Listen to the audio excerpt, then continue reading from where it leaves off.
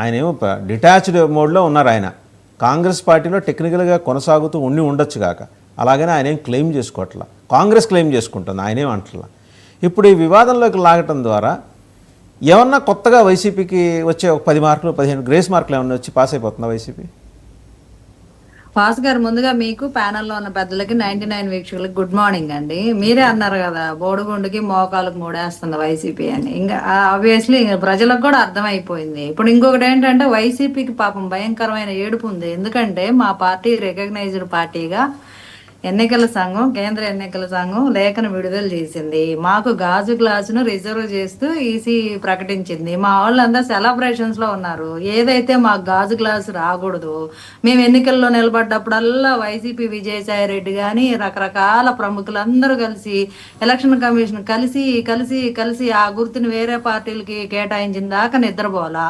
అలా కేటాయించిన వాటిలో కూడా గత ఇండిపెండెన్స్ లో కూడా దాదాపు 1,00,000 చిల్లర ఏమో ఓట్లు కూడా సంపాదించారు. అంటే ఇండిపెండెన్స్ అంటే గాజు గ్లాస్కి అంత బలమైన ఇంపాక్ట్ ఉంది. సో ఇప్పుడు మాకు రిజర్వ్ చేసేసరికి పాపం ఉక్కిరి బిక్కిరి అయిపోతున్నారు. అరే వీళ్ళకి గుర్తు రాకుండా 10 ఏళ్ళు మనం కష్టపడ్డాము, ఎట్టగట్ట వీళ్ళు గుర్తు సాధించారే అని అక్కసు, ఏడుపు, బాధ తన్నుకొచ్చేసి వాళ్ళకి ఏం చేయాలో అర్థం కాక ఇట్లాంటి చింతా ప్రదీప్ రెడ్డి అనే ఒక అలాగే పశువుల డాక్టర్ అంట అనుకుంటా ఆయన, ఆ పశువులకు వైద్యం చేసి చేసి ఆయన కూడా పశువు అయిపోయినట్టున్నాడు. ఆయన కూడా ఇంకా టీవీలో ఏదో ఒక వీడియో పద్దాకలు ఇలాంటిది పనికిమాలిన వీడియోలనే రిలీజ్ చేసుకుంటూ ఉంటారు. సో దీనిలో ఎలాంటి చిరంజీవి గారిని తీసుకురావడం అనేది అసలు హేయమైన చర్యగా నేను భావిస్తా. ఆయన ఏదో ఆయన పార్టీ పాపం సినిమాలు చేసుకుంటూ నాకు రాజకీయాలకు సంబంధంలో ఏదో ఎవరు పిలిచినా వెళ్తున్నాడు. ఆ రోజు ఆంధ్ర రాష్ట్ర మంత్రివర్గం అంతా ప్రమాణ స్వీకారం రోజు కూడా ఇన్వైట్ చేసి రజనీకాంత్ గారితో పాటు ఆయన కూడా ఒక సినీ నటుడుగా వచ్చారు. రామ్ చరణ్ గారు వచ్చారు, చాలా మంది వచ్చారు.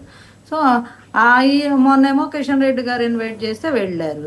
ఇప్పుడు ఎవరు ఇన్వైట్ చేసినా ఇప్పుడు కాంగ్రెస్ మంత్రులు కానీ ఆయనకి సీనియర్ లీడర్స్ కానీ వాళ్ళు ఎప్పుడు ఏదో ఒక చోట మీట్ అవుతానే ఉన్నారు. అప్పుడు అంతా లేని నొప్పి ఆయన పాపం ఢిల్లీ వెళ్ళి కిషన్ రెడ్డి గారు మోదీ గారిని కలవగానే ఏదో సంబరాల్లో పార్టిసిపేట్ చేయగానే ఎందుకు వీళ్ళకి ఇంత బాధ అయిపోతా ఉంది అర్థం కాదు. ఎందుకంటే వైఎస్ఆర్సీపీ పార్టీ కనుమరుగైపోతుంది అని బాధ.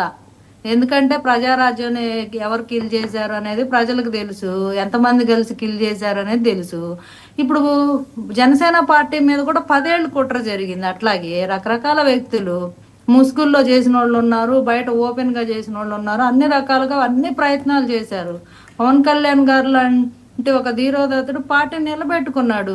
పెద్ద హేమహేమీలు లాంటి పార్టీలను తట్టుకొని రాజకీయ పరిజ్ఞానం లేని యువతతో